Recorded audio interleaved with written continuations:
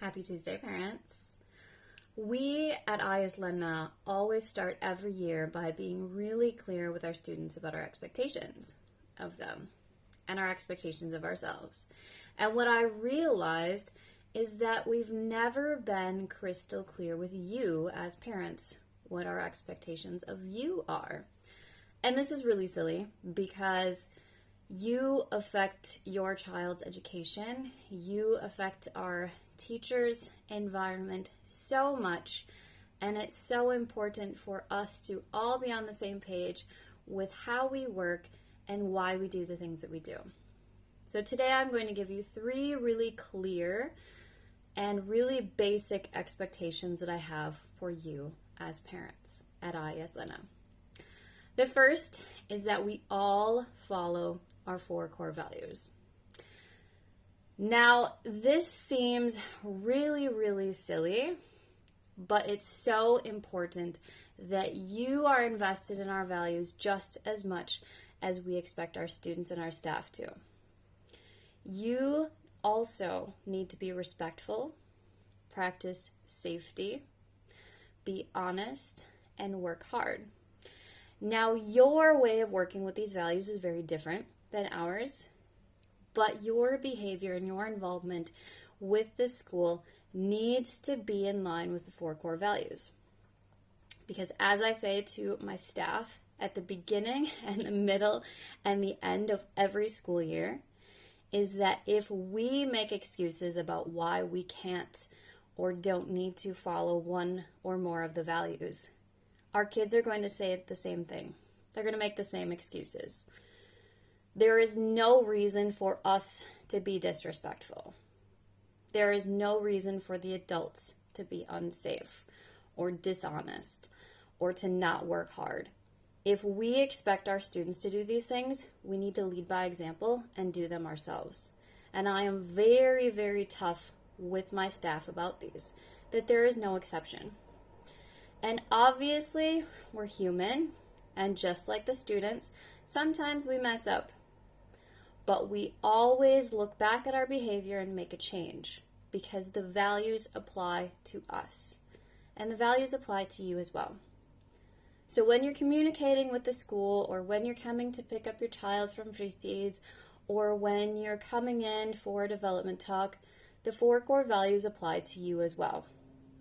And they're very simple, basic human behaviors that I think across the board people think are quite important. And it's very hard to argue with me why you shouldn't do them. We all follow the 4 core values, always, no matter how old we are or what our role is. The second expectation that I have is that we act as a team. Now, obviously, within a team, everyone has a different role. The role of the teacher is very different than the role of the principal. The role of the principal is very different than the role of the IT coordinator. But we all have the same why.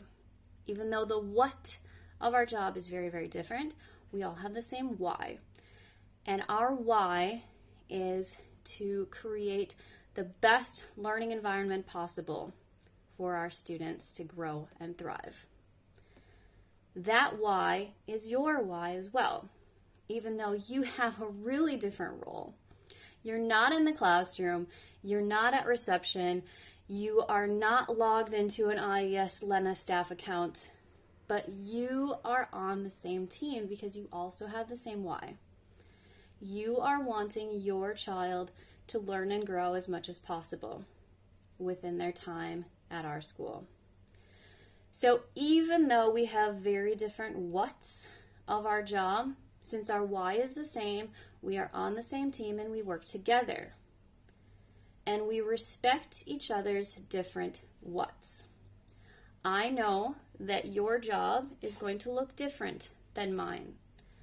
But when I take a step back and realize that you have the same goal that I do, just a different role on the team, I can respect that and work with you. And I think sometimes, and I'm just generalizing, but sometimes both sides forget that we're on the same team. We think that we're on different sides because we have these different roles and different things that we have to do within those roles. But if we take a step back and think about our why, that it's about our students developing as much as possible, then we understand that we're on the same team. And that helps us, when I go back to the 4 core values, act in a more respectful way. It's so important. And I know, because I'm a parent myself, that sometimes these situations get a bit emotional because it's your child. It's your baby. Even though they don't think of themselves as that anymore, they are to you. I get it. But take a step back, because we are also really, really invested. And the only way that we can move forward is if we're doing it together. We're not against you, and we don't have a different agenda. Our agenda always is and always has been helping your child grow and develop as much as possible at our school. Punkt. The third expectation that I have is that you treat our staff as professionals. Now, the reason that I look so tired right now is because I have spent so many hours, countless hours, recruiting the best professionals from around the world who share our values, who share the vision of how we want to work, who have this why in mind in everything that they do. And they are some amazing professionals. They've gone to university. They've studied pedagogy. They have had experiences around the world. I've worked really hard to hire the best. And they're professionals. And what bothers me about society in general is that teachers are not considered at the same level as some other professionals. I have never questioned my doctor when they have given me a diagnosis.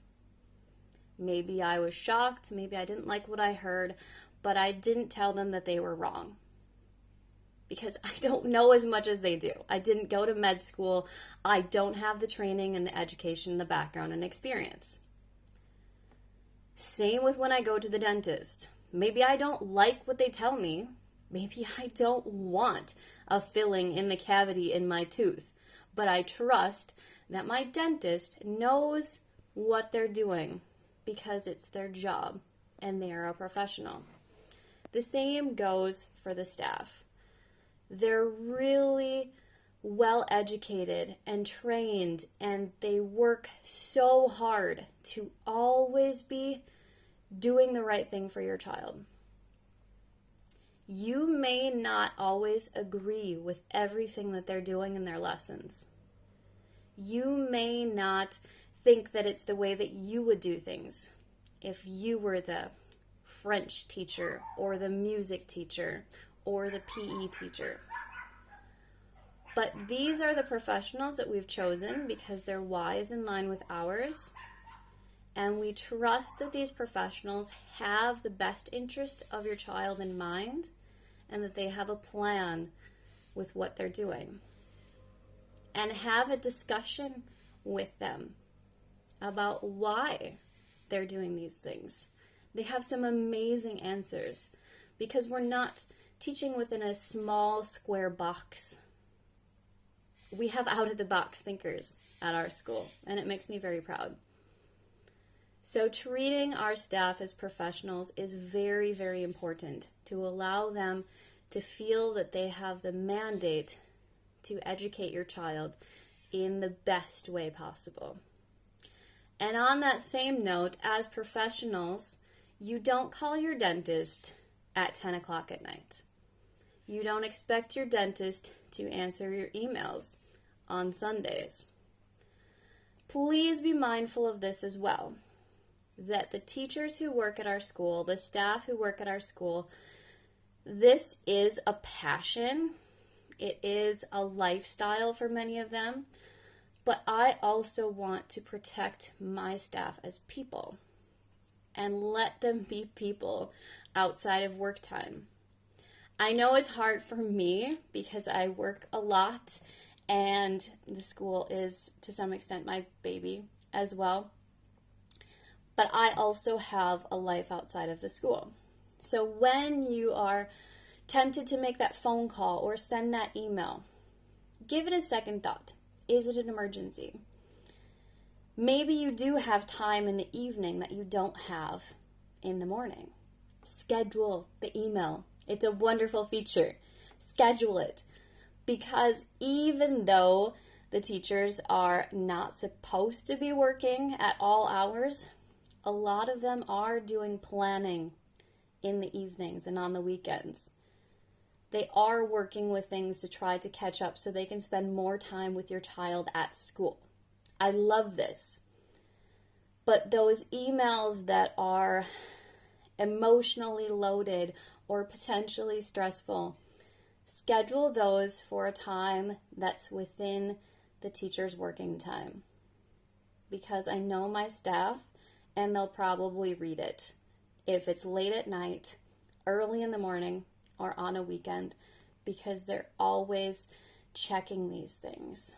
They're always working a little bit. So those really sensitive things, unless it's a clear emergency, and it rarely is an emergency that needs to be solved instantly, schedule the email, wait to make the phone call, and if all else fails, send it to me, because I want to make sure that our teachers have a balance and a filter. These are really basic expectations. Most of you already understand this anyway, but this is just a reminder for all of us about how we need to work together for our common why, which is giving our students the best education and the best schooling possible. Thank you so much, and have a wonderful Tuesday.